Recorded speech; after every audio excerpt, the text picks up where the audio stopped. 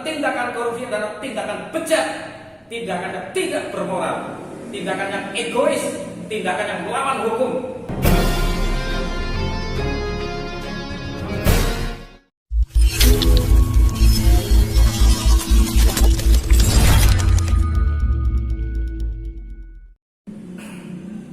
Assalamualaikum warahmatullahi wabarakatuh. Salam sejahtera buat seluruh saudara-saudaraku sebangsa dan setanah air dari Sabang sampai Merauke.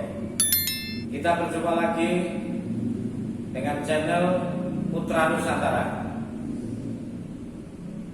Hari ini kita akan membicarakan tentang korupsi yang terjadi di Indonesia. Tentu korupsi adalah musuh kita bersama rakyat Indonesia. Jadi korupsi memang bisa terjadi di mana-mana. Untuk itu kami sebagai rakyat Indonesia selalu berharap kepada institusi hukum, kepada pemerintah, kepada kejaksaan, kepada kepolisian, dan kepada KPK yang telah diberi amanat sesuai dengan undang-undang untuk memberantas korupsi. Kasus korupsi memang bisa terjadi di mana-mana, di semua lini yang ada di Indonesia ini. Tentu rakyatlah yang juga tetap harus bekerja sama dengan pihak-pihak yang berwajib, dengan pihak-pihak yang terkait untuk bisa memberantas, meminimalisir para musuh-musuh negara yang selalu menggerogoti anggaran, yang selalu mengambil, mencari keuntungan baik secara pribadi maupun kelompok. Di Indonesia dengan adanya KPK yang sudah berjalan, alhamdulillah KPK sudah luar biasa di dalam menjalankan tugas yang diamanatkan dari pemerintah dan diamanati oleh undang-undang untuk memberantas korupsi yang ada di Indonesia. Tentu saja semua pihak-pihak yang terkait, para orang-orang yang berwenang, undang-undang yang sudah diamanatkan untuk menjalankan tugas memberantas korupsi, tentu saja KPK sudah banyak melakukan hal yang baik untuk bangsa dan negara ini dalam rangka memberantas korupsi dari tingkat pusat sampai ke bawah. Ini banyak dibuktikan. Yang tersangkut korupsi ada bupati, ada gubernur, bahkan ada menteri. Ini KPK dengan tegas dan sigap menjalankan tugas penangkalan, memegang, menangkap orang-orang yang bertindak melakukan tindakan korupsi. Tentu saja korupsi sangat-sangat merugikan negara, bangsa dan rakyat Indonesia. Karena mestinya uang-uang korupsi itu uang-uang yang dikorupsi oleh para pejabat, baik dari tingkat menteri, tingkat gubernur maupun tingkat bupati, ini tentu sangat menyengsarakan rakyat Indonesia. Mestinya pembangunan bisa cepat dilaksanakan dengan baik sesuai dengan rencana. Karena di sana sini banyak yang melakukan tindak korupsi, maka pembangunan itu jadi terhambat. Ayo, wahai sahabat-sahabatku, saudara-saudaraku rakyat Indonesia dari Sabang sampai Merauke yang selalu cinta damai, cinta kebersihan, cinta dengan tanah air Indonesia, dalam rangka membangun Indonesia ke depan lebih baik. Banyak sekali tindakan-tindakan korupsi yang merugikan rakyat Indonesia. Mulai dari bansos itu saja dikorupsi. Mestinya persoalan-persoalan seperti ini, persoalan-persoalan dari orang-orang yang menyalahgunakan wewenang dan amanahnya tidak boleh dibiarkan terlalu lama berkeliaran hidup bebas. Mereka sesuai dengan kehendaknya akan bisa membeli ini dan itu dan apa saja karena mempunyai uang banyak. Tapi saya yakin mulai dari KPK, Kejaksaan, Kepolisian dan institusi hukum semuanya yang ada di negara ini telah bekerja dengan baik. Saya rakyat Indonesia banyak mengucapkan terima kasih yang tak terhingga, mengapresiasi apa yang dilaksanakan oleh KPK, oleh Kepolisian, oleh Kejaksaan yang telah mengandangi, yang telah mengkurung beberapa pejabat yang melakukan tindakan melawan hukum. Korupsi berdampak akan menyengsarakan rakyat Indonesia.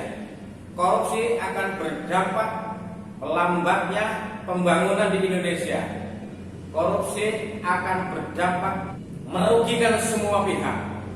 Untuk itu saya berharap kepada semua institusi hukum yang ada di Indonesia ini agar di dalam penanganan korupsi ini harus disidang dan diputuskan dengan hukum yang seberat-beratnya.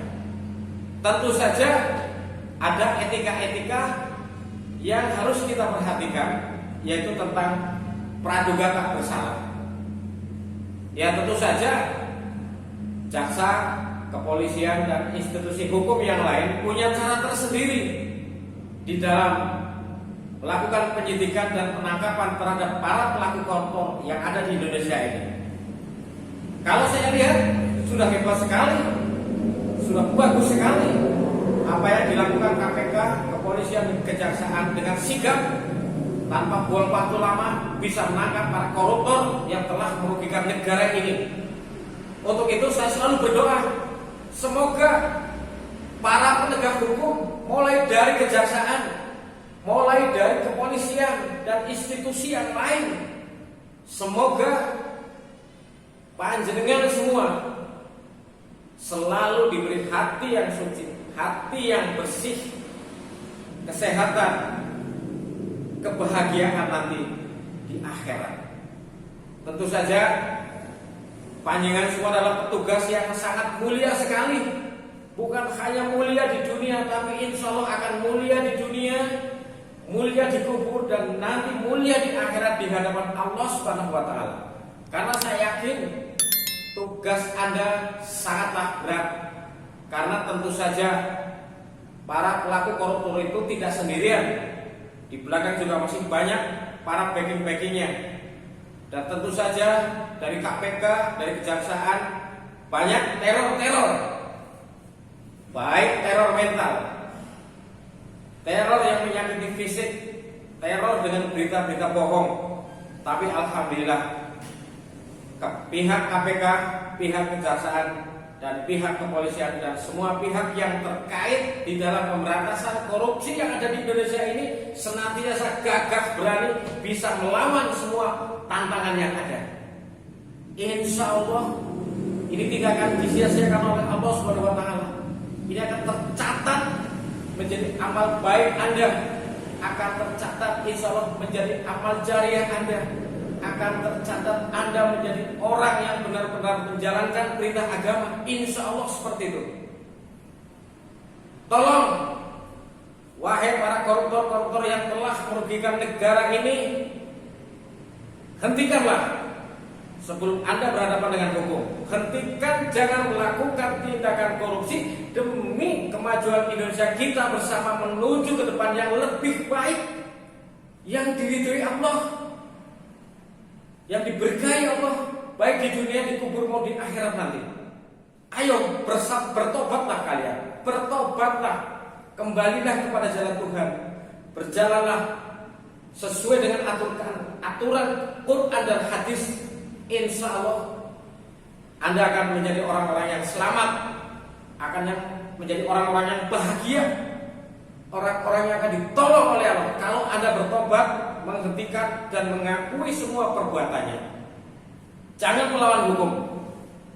Hukum diciptakan itu untuk menertibkan negara, untuk menertibkan masyarakat, untuk menertibkan bangsa dan negara. Itu hukum diciptakan agar terjadinya keserasian, agar terjadinya keamanan dan kedamaian di negara ini. Jangan sampai negara ini dinodai, dilukai dengan tindakan-tindakan yang nista, melakukan tindakan korupsi dan tindakan bejat, tindakan yang tidak bermoral, tindakan yang egois, tindakan yang melawan hukum. Maka yang belum melakukan korupsi, hati-hati, jangan sampai melakukan tindakan melawan hukum.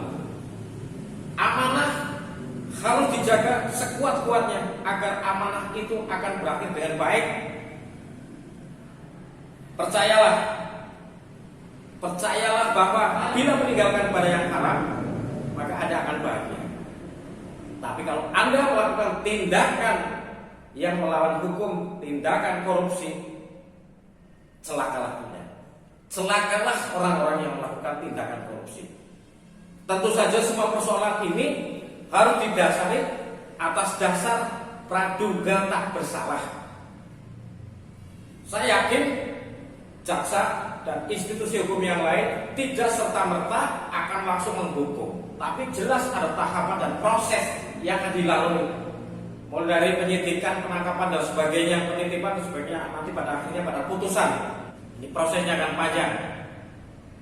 Maka saya berharap sekali kepada semua aparat negara, pegawai negeri sipil, TNI dan Polri, ayo kita bekerja, kita mengabdi kepada negara ini dengan hati nurani untuk beribadah kepada Allah, untuk mensejahterakan rakyat, bangsa dan negara agar ke depan kita menjadi negara baldatun thayyibatun wa rabbun khawfun fid dini wa dunya wal akhirah. Allahumma amin. Untuk itu saya berpesan, ayo rakyat Indonesia, kita selalu bergandeng tangan. Jangan mau dipecah belah, jangan mau diprovokasi oleh siapapun. Kita tetap berpegang pada Pancasila, Undang-Undang Dasar 45 sebagai pegangan hidup untuk berbangsa dan bernegara. Sekian, terima kasih. Apabila banyak salah di sana sini, jangan dihujat, tapi beri solusi yang terbaik, diperbaiki. Kita bangsa yang sopan, kita orang timur, orang yang selalu berpegang teguh dengan nilai-nilai kemanusiaan. Berpeganglah dengan itu, agar kita menjadi orang-orang, menjadi hamba-hamba yang selamat, agar menjadi hamba-hamba yang ditolong oleh Allah Subhanahu wa taala di dunia sampai ke akhirat nanti. Terima kasih. Wallahul muwaffiq ila aqwamit thoriq. Wassalamualaikum warahmatullahi wabarakatuh.